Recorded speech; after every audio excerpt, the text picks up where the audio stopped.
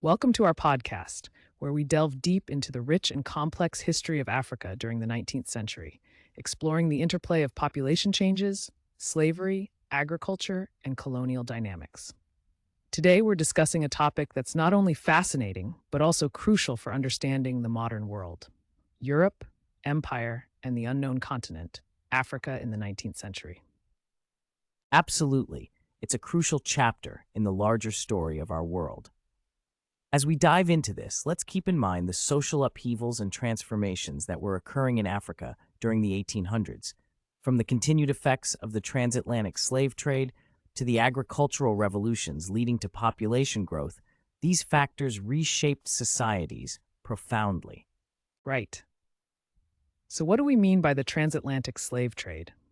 For our listeners who may not be familiar, this was a system that involved the forced transportation of millions of Africans to the Americas, where they were sold into slavery. This trade had devastating effects on African societies, including the loss of human resources and the disruption of communities. And yet, despite this brutality, African populations were able to grow. It's remarkable.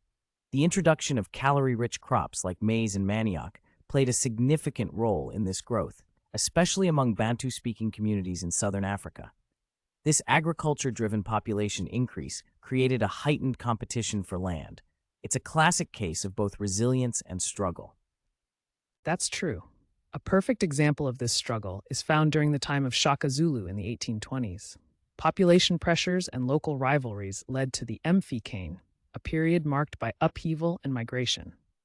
Shaka implemented innovative military strategies, forming a disciplined army that engaged in warfare throughout the region, drastically reshaping politics and power dynamics.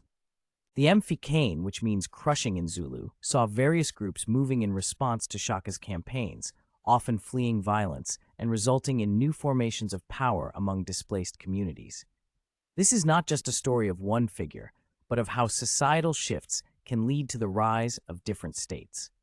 Now, let's contrast Shaka with events in West Africa.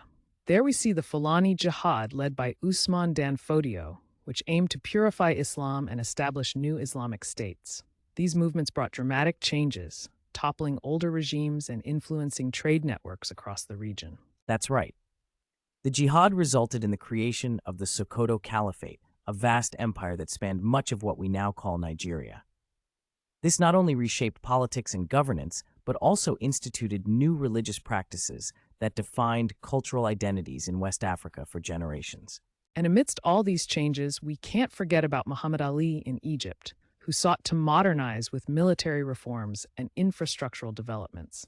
His initiatives laid the groundwork for what he envisioned as a new Egypt. Muhammad Ali's efforts are significant as they reflect an early push toward modernization in response to European pressures. He effectively dismantled the old Mamluk military system to create a new conscript army, integrating European military strategies.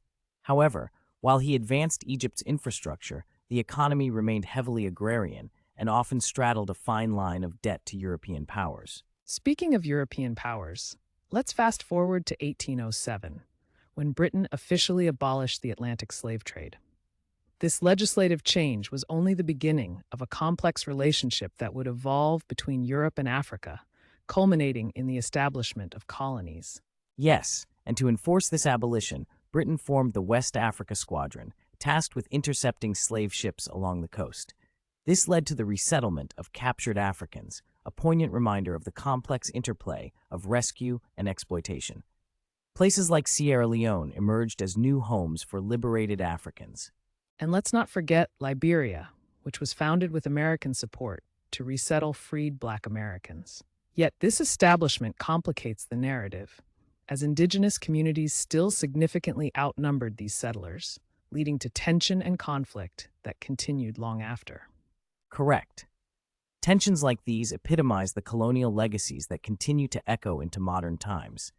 For instance, in southern Africa, the Dutch-descended Boers resented British rule, leading to the Great Trek into the interior. This migration resulted in conflicts with African states, such as the Zulu Kingdom, and established Boer republics like the Orange Free State. This notion of exploration and expansion didn't come without its challenges. Many Europeans feared entering Africa's interior, which was often referred to as the white man's grave due to the high mortality rate from diseases like malaria. This kept them confined to coastal trading posts for much of the early 19th century, where they engaged primarily in the trade of goods such as slaves and ivory. Indeed, these misgivings necessitated early expeditions, where explorers sought to map the continent's geography, often struggling to comprehend the vast river systems like the Niger, which was poorly understood for decades. The guessing game surrounding the river's source kept Europeans on edge about the continent's true layout. It's fascinating how pioneers like Richard Burton and John Hanning Speke navigated these unknown territories. Their journeys culminated in identifying Lake Victoria as the source of the Nile, a significant geographic breakthrough that compounded European interests in the region. And that opening solved one of the major mysteries of the continent, paving the way for further exploitation under the guise of exploration. Notably, figures like David Livingstone sought to link missionary work with geographical discoveries, all while advocating against the slave trade. As we talk about these explorations, we touch upon the broader implications of imperial ambitions. Livingstone's journeys in Central Africa brought international attention, but also prompted intense competition among colonial powers to lay claim to territories. This established a pattern that would dominate the late 19th century. And let's not overlook the Suez Canal, opened in 1869, which revolutionized maritime trade by drastically shortening the route between Europe and Asia. This project, funded by Egyptian debts, ultimately entrapped Egypt further into European financial dependency, a classic example of how modernization can sometimes spiral into colonial control. To sum up, our exploration today has revealed how interconnected and intertwined the fates of various regions and peoples in Africa were during the 19th century. From the upheavals initiated by leaders like Shaka and Usman Dan Fodio, to the back and forth of European exploration and colonization, this century shaped not just Africa, but the world at large. Absolutely. The legacy of this era continues to influence modern African politics and societies. Understanding this history is essential as we collectively navigate the complexities of our ongoing global narrative. Thank you for joining us on this journey through time today. We invite our listeners to reflect on these connections as well. As we close, remember that the past lives on in our present actions and understandings. Until next time, stay curious and engaged.